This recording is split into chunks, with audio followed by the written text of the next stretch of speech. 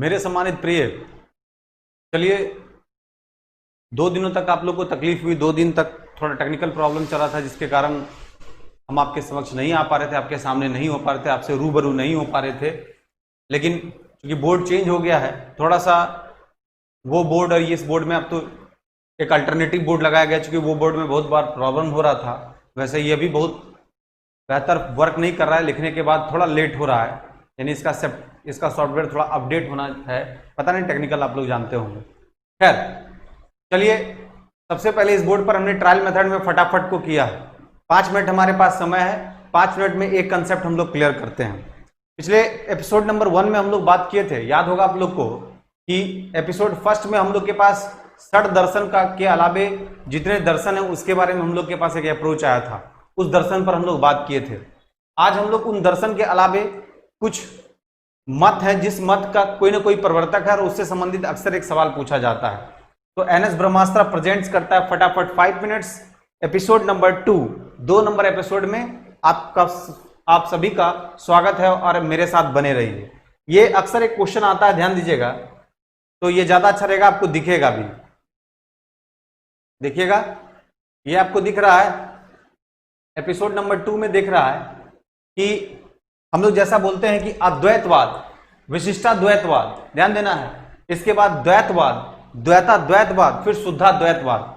Actually नाम एक तरह का है। बहुत सारे बच्चे जो साइंस स्ट्रीम के हैं या कॉमर्स बैकग्राउंड के हैं, उनको इन सभी चीज में एक उलझन लगता है, कंफ्यूजन लगता है। तो आप ज्यादा मटेरियल अपने पास रख लीजिए, ये महत्वपूर्ण है कि आपके दिमाग में वहां एग्जामिनेशन हॉल में ये बात रहेगा कैसे, इसका समझिएगा कारण। अब सबसे पहले अद्वैतवाद, जिसके प्रवर्तक है शंकराचार्य। एक चीज आपको याद रखना है कि अद्वैतवाद, देखिए बात क्या है ना, कि जब भी हम लोग शिव के बारे में बात करते हैं तो उनके स्वरूप के बारे में कभी नहीं बोलते हैं कि ये सीमित है, अनंत है, उनका स्वरूप बिल्कुल अनंत है। तो शंकर से अनंत से अ से स्टार्ट होता है, याद रखना है, अद्वैतवाद शंकराचार्य से संबंधित है। तो अगर आपके माइंड में रहेगा कि जो शिव हैं, जो शंकर हैं, उनका जो प्रतिरूप है वो अनंत है, तो इसका मतलब अनंत अ से स्टार्ट होता है, तो अद्वैत में भी अ से स्टार्ट होता है, तो अद्वैतवाद शंकराचार्य याद होना चाहिए। अनंत से याद रखना है, अ से कोई ऐसा नाम नहीं है, अ से जो नाम शुरू होगा उसमें शिव आएंगे, यानी शंकराचार्य अद्वैतवाद, ठीक है। इसके बाद है विशिष्टाद्वैतवाद।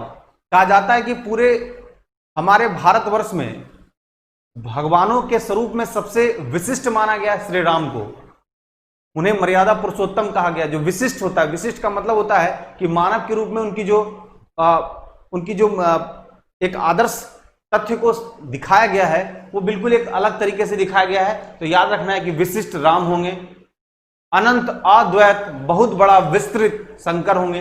तो 2 भगवान के नाम से एंट्री है, एक अद्वैतवाद शंकराचार्य और एक विशिष्ट से याद रखिएगा रामानुजाचार्य, बस लगा देना आचार्य, शंकराचार्य रामानुजाचार्य। 2 मेरे ख्याल से क्लियर हो गया।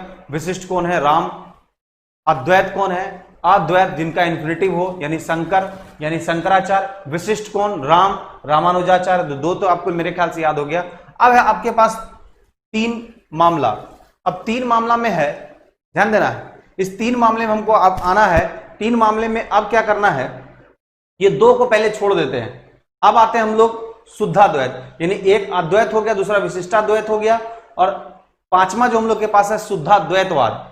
देखिए शुद्ध जो है, शुद्ध हम लोग बोलते हैं, जो शुद्ध शाकाहारी का बात जब हम लोग करते हैं, जब हम लोग वेजिटेरियन की बात करते हैं, तो कहा जाता है कि बल्लभ के क्षेत्र में, यानी बल्लभ मतलब कृष्ण के बारे में बात करेंगे, तो शुद्धा मतलब शुद्धि का जो रूप है वो बल्लभ के लिए होगा। तो जहां पे शुद्धाद्वैतवाद हो जाएगा वहां बल्लभाचार्य हो जाएंगे।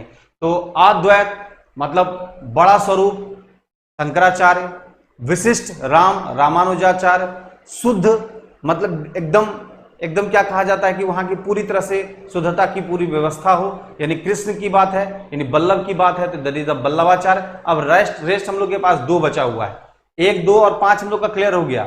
अब है द्वैतवाद और द्वैताद्वैतवाद, यानी द्वैतवाद अलग है, द्वैताद्वैतवाद अलग है। तो जो द्वैतवाद है उसके हैं माधवाचार्य। इसको आपको याद करना पड़ेगा, हर चीज में कोई आप एक टेक्निक निकले, बस याद रखिएगा द्वैतवाद माधवाचार्य, और जिसमें द्वैतवाद का 2 रिपीटेशन हो, द्वैताद्वैत, वो है निम्बकाचार्य। तो 2 आपको याद रखना है, द्वैतवाद माधवाचार्य और द्वैताद्वैतवाद निम्बकाचार्य। देखिए कभी कभी द्वैता द्वैत में एक कंसेप्ट भी पूछता है कि जो द्वैता द्वैत है, ध्यान देना है, आपसे सवाल पूछ सकता है कि जो द्वैता द्वैत है वो किस तरह का, ये जो द्वैता द्वैत की बात है जिसमें निम्बकाचार्य जिसके प्रवर्तक हैं, ये किस तरह का है, तो इसको कहा जाता है, ध्यान दीजिएगा, इसको कहा जाता है सनकादि। देखिएगा जो द्वैता द्वैतवाद है उसे हम लोग बोलते हैं सनकादि संप्रदाय। तो ध्यान रखना है, ये आपका हो गया कौन, सनकादि संप्रदाय। यानी कहा जाता है कि कोई एक आदमी एक ही चीज को बार बार रिपीट करेगा तो बोलता है, हम लोग नॉर्मल भाषा में बोलते हैं सनक गया है। तो सनकादि संप्रदाय है जो द्वैता द्वैत है। जैसे हम लोग बोले अच्छा लगता है, अच्छा लगता है, तो लोग बोलेंगे अरे भाई समझ गए अच्छा लगता है, लेकिन अगर कोई आदमी बार बार चीजों को रिपीटेशन करे तो उसको हम लोग बोलते हैं सनक गया, इसलिए सनकादि संप्रदाय। तो ध्यान रखना है, अब पीछे के बातों को आप भूल जाइए। पहले अद्वैत मतलब जो अनंत है, शंकर यानी शंकराचार्य, विशिष्ट राम है, रामानुजाचार्य। दो क्लियर। शुद्धाद्वैतवाद जिसमें शुद्ध की बात हो, जिसमें बिल्कुल सात्विकता की बात हो, वो है वल्लभ यानी वल्लभाचार्य। तीन क्लियर। अब रहा मेरे पास दो में एक है द्वैत और एक है द्वैताद्वैत। जो द्वैत है वो है माधवाचार्य और द्वैताद्वैत जो है वो है निम्बकाचार्य। जो द्वैताद्वैत है, क्वेश्चन आता है कि द्वैताद्वैत जो है वो कैसा संप्रदाय है, सनकादि संप्रदाय। सनकादि का मतलब है, याद रखना है कि हम लोग नॉर्मल बोलते हैं कि किसी बात का बार बार कोई रिपीटेशन करेगा उसको सनक बोलते हैं, हम लोग सनक गया है, तो इसको हम लोग बोलेंगे दैट इज द सनकादि संप्रदाय। तो मेरे ख्याल से ये पांचों आपको याद भी हो गया। बस एक चीज आपको मेरे तरफ से याद रखना है कि ये जो द्वैता द्वैतवाद है इसे भेदा भेद भी बोलते हैं, यानी भेदा भेद, द्वैता द्वैत या सनकादि संप्रदाय, ये सब सभी एक हैं। तो भेदा भेद भी पूछे, द्वैता द्वैत भी पूछे, तो उन सभी चीजों पर आप लोग को ध्यान लगा के रखना है। तो मेरे ख्याल से इन चीजों को अगर आप अपने प्रयोग में रखते हैं तो एक क्वेश्चन हमेशा बनता है, और वहां पे थोड़ा कंफ्यूजन होता है कि किसके हैं माधवाचार्य, किसके हैं निम्बकाचार्य और किसके हैं शंकराचार्य। तो आपको घबराने की आवश्यकता नहीं है। आप किसी भी पार्ट से हो, एक बार माइंड को कंसंट्रेट करके बस चीजों को सोचिए। बस एक बात सोचना है कि जो अनंत है, अ से अनंत, अ से अद्वैत शंकराचार्य, विशिष्ट जो हैं राम हैं रामानुजाचार्य, जो शुद्ध हैं वो वल्लभ हैं वल्लभाचार्य, शुद्धाद्वैत वल्लभाचार्य। बचा कितना, दो, एक द्वैत और एक द्वैताद्वैत, एक द्वैत और द्वैताद्वैत। जो द्वैत है सिंपली माधवाचार्य और द्वैताद्वैत जो है वो निम्बकाचार्य। दो है, जो द्वैताद्वैत है वो भेदा भेद है और जो भेदा भेद है वो सनकादि संप्रदाय है। जब सनकादि संप्रदाय अगर आपके दिमाग में ना रहे तो याद रखना है कि जिन चीजों की पुनरावृत्ति सामान्य जीवन में लोग बार बार करता है उसको हम लोग बोलते हैं सनक गया है। तो द्वैताद्वैत दो बार बोलना पड़ता है, द्वैताद्वैत दो बार बोलना पड़ता है, इसलिए समझिएगा ये इसका संबंध है सनकादि संप्रदाय। एक सबसे इंपॉर्टेंट बात क्या है कि अद्वैत में शंकराचार्य से संबंधित क्वेश्चन पूछे जाते हैं, इस पर हम लोग थोड़ा ध्यान दें। ये शंकराचार्य के सवाल को पूछा जाएगा तो इस पर अप्रोच करेंगे तो हम लोग का काम हो जाएगा। अक्सर इनसे संबंधित पूछा जाता है इनके मठों के बारे में, तो थोड़ा सा इसको ब्रीफ कर लेते हैं,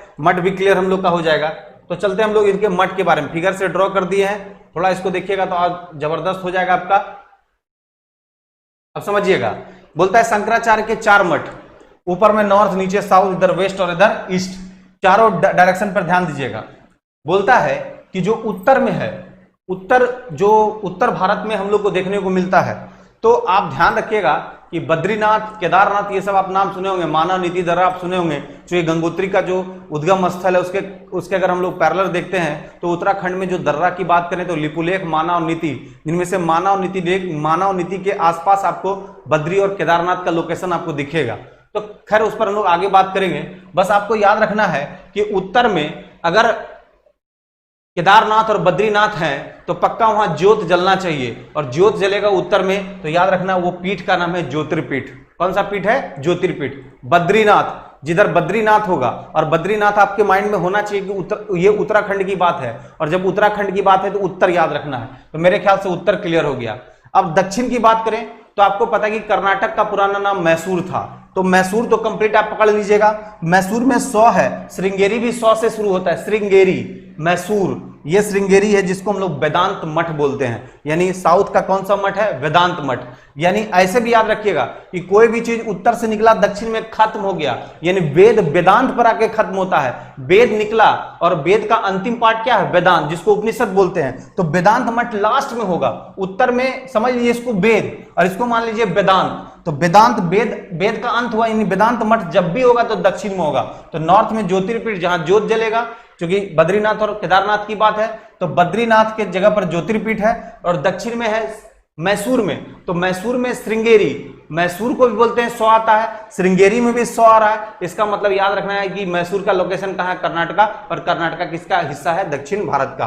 तो मेरे ख्याल से नॉर्थ और साउथ तो क्लियर हो गया, अब बच रहा है वेस्ट और ईस्ट, याद रखना है। अब आपके पास पश्चिमी दिख रहा है और ईस्ट दिख रहा है, तो आपको पता है कि गुजरात में अगर हम लोग जाते हैं तो गुजरात का जो लोकेशन है द्वारका, द्वारका काफी फेमस लोकेशन है। और हम लोग कह सकते हैं कि जो दो लूप लाइन हम लोग देखते हैं जहां पर कांडला बंदरगाह की लोकेशन को अप्रोच करते हैं, उस लोकेशन की तरफ अगर हम लोग जाएंगे तो वहां पर द्वारका का पोजीशन मिलेगा। तो द्वारका में याद रखना है द्वारका शारदा, द्वारका शारदा, ध्यान देना मेरे शब्दों पे, द्वारका शारदा एकदम पक्का मिलता है जी, कहीं कंफ्यूजन होने की जरूरत नहीं है। द्वारका शारदा, क्लियर है। तो वेस्ट में कौन सा हो गया, द्वारका और शारदा, ये वाला। अब आपके पास एक बच रहा है ईस्ट का।